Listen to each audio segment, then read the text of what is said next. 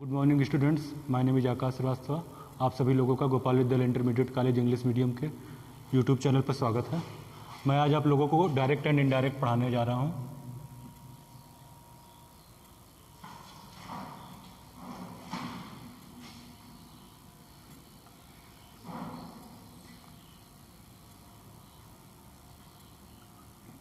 इसको जानने के लिए आपको थोड़ी थोड़ी चीज़ें जाननी पड़ेगी। सबसे फर्स्ट थिंग आपको जानना जो है वो है पर्सन। अगर आप पर्सन नहीं जान पाओगे तो डायरेक्ट इनडायरेक्ट की शुरुआत नहीं कर पाओगे। तो पर्सन में आपको पता होना चाहिए कि पर्सन कौन कौन होते हैं। पर्सन वो होता है जो बोलता है, तो बोलने वाला स्पीकर होता है, ठीक है। सेकंड होता है लिसनर। थर्ड होता है जिसके बारे में बात की जा रही है।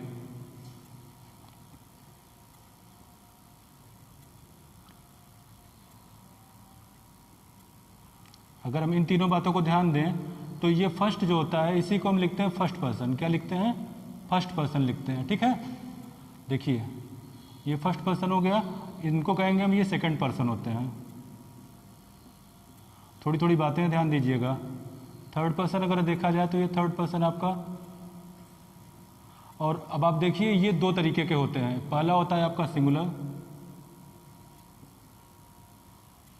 एंड सेकंड होता है प्लूरल, ठीक है। अब अगर आप सिंगुलर की बात करें तो सिंगुलर में जैसे स्पीकर कौन होगा? स्पीकर मैं होऊंगा, मैं मतलब आई। अब अगर इसी को हम प्लूरल में ले तो प्लूरल में कितने लोग होंगे? प्लूरल में मैं बोलूंगा कि ये वी हो गए हैं, ठीक है। अब आइए आप लिसनर में। लिसनर में कितने लोग सुनेंगे? लिसनर में आप सुनेंगे, तो जब आप सुनेंगे तो आप यू लिखेंगे। लेकिन आप ये ध्यान दीजिए मैंने यू को प्लूरल में लिखा है। मैं यू को प्लूरल में क्यों लिखा हुआ हूँ, सिंगुलर में क्यों नहीं लिखा हूँ? अगर मैं बात करूँ तो यू सिंगुलर में भी आता है जब मैं आपको सिंगुलरली बोलूँ। लेकिन मैंने अगर बात की एक कम्युनिटी के बारे में तो मैं क्लास में आते टीचर कहते हैं you stand up. You stand up mean क्या हुआ? पूरी क्लास को उन्होंने बोला, ठीक है। तो आप यहाँ पे यू इसीलिए प्लूरल में लिखते हैं। अब आइए आप टॉक अबाउट विच पर्सन। तो अगर हम किसके बारे में बात कर रहे हैं, कोई थर्ड पर्सन होगा जिसके बारे में बात कर रहे हैं। थर्ड पर्सन कौन होते हैं? ही हो गया, सी हो गया, इट हो गया, वन हो गया, और कोई अगर नेम आता है तो वो भी हो गया यहाँ पे। अब देखिए इस बात को ध्यान रखिए, ये सब सारे के सारे सिंगुलर हैं, ठीक है।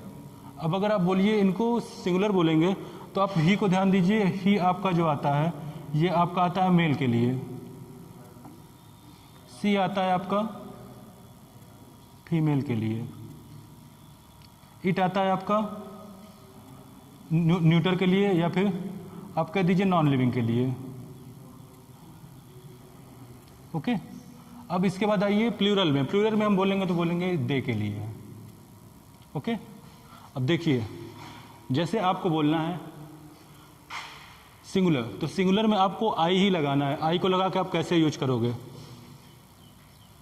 I am going home.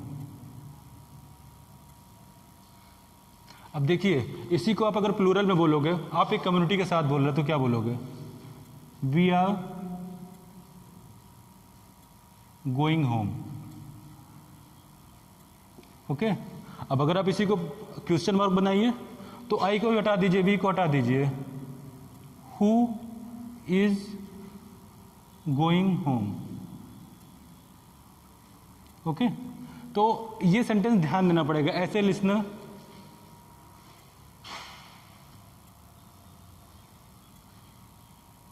You are going home. अगर मैं बात करूं सिंगुलरली यू की, तो यू के साथ साथ आप दाऊ भी लगाते हैं, जिसको दाऊ और दी बनता है, ठीक है।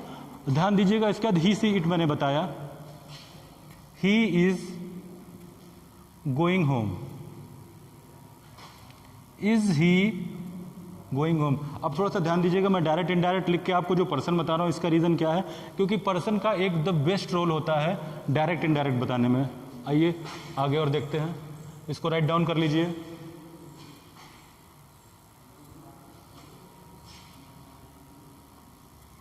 कुछ छूटना नहीं चाहिए, टॉपिक पूरा 1 बाय 1 कॉपी में कवर होना चाहिए।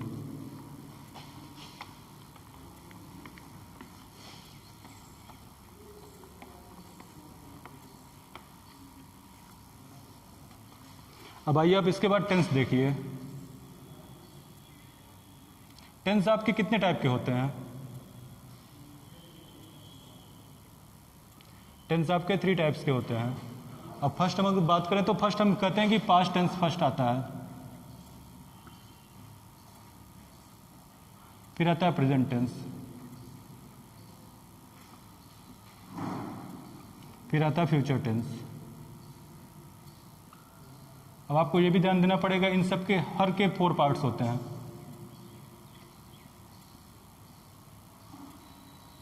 पहले को बोलते हैं इंडेफिनिट, सेकंड आता है कॉन्टिन्यूअस, थर्ड आता है परफेक्ट और लास्ट होता है परफेक्ट कॉन्टिन्यूअस।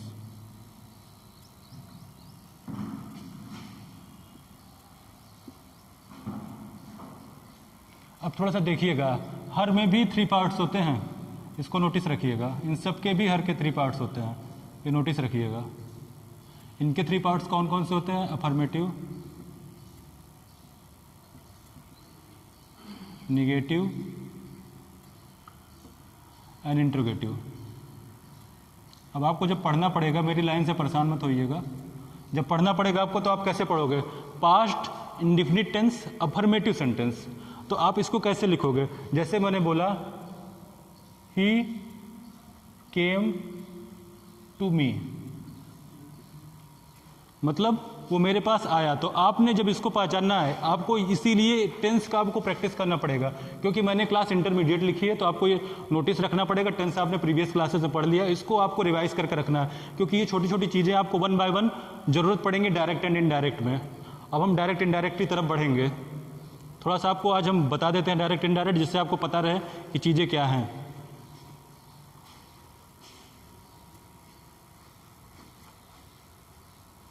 डायरेक्ट का मीन क्या होता है? अगर आप डायरेक्ट का मीन बताएंगे तो मतलब आप किसी बात को सेम टू सेम किसी से कह देते हो। जैसे मैंने कहा he says to me Ram is a good boy. आपको ये बात समझना पड़ेगा कि डायरेक्ट नरेशन का मीन होता है आप सेम बात को सेम किसी तरीके से कह रहे हो। जैसे इस बात को आपको ही की जगह आपने लिख दिया कि राधा ने आपसे बोला था कि राम जो एक अच्छा लड़का है, तो आपने बोल दिया he says to me Ram is a good boy. अब आपको ये ध्यान देना पड़ेगा ये पार्ट क्या होता है, ये पार्ट क्या होता है। इसको बोलते हैं रिपोर्टिंग वर्ब और इसको बोलते हैं रिपोर्टेड स्पीच। अब ध्यान दीजिए, यहाँ पे वर्ब लिखा गया, यहाँ पे स्पीच लिखी गई है। रिपोर्टिंग वर्ब मतलब ये हुआ कि ये जो चीजें कही गई है ये किसी ने किसी के बारे में कहा है। ही सेज टू मी मतलब इस एक वर्ब लगाई गई सेज, इसके थ्रू कहा गया। क्या कहा गया? ये बात थी Ram is a good boy. समझ में आया आपको? ये हुआ डायरेक्ट। समझ में आया? डायरेक्ट मतलब कि एक बात को किसी को कहा गया है। इनडायरेक्ट अगर हम बात करें,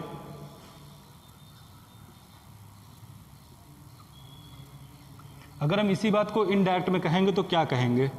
ही यहीं रहेगा, यहां पे लिखेंगे he tells me that.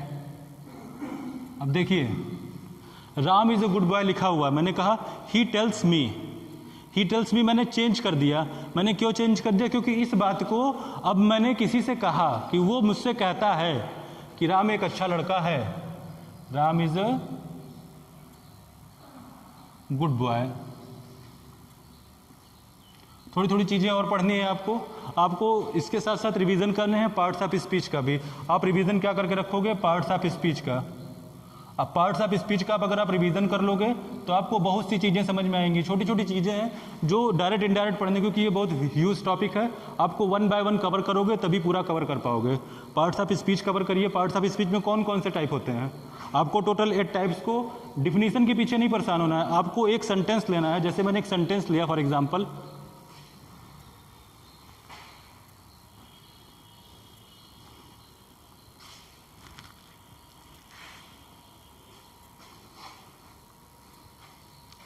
our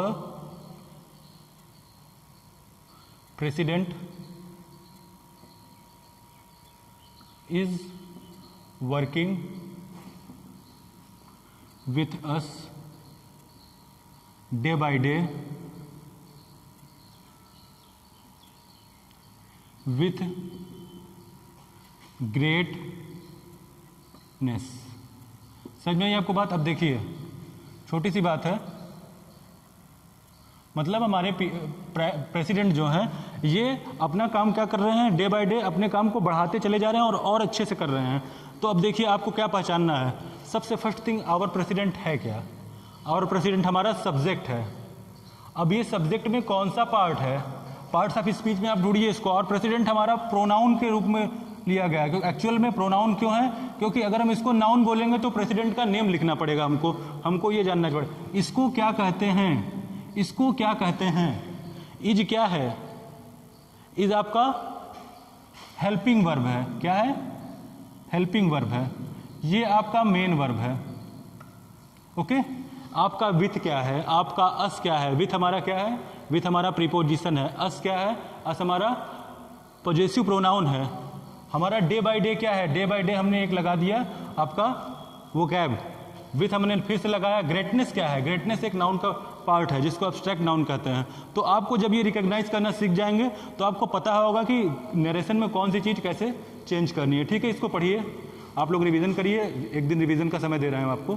ठीक है फ्रेंड्स, बाय।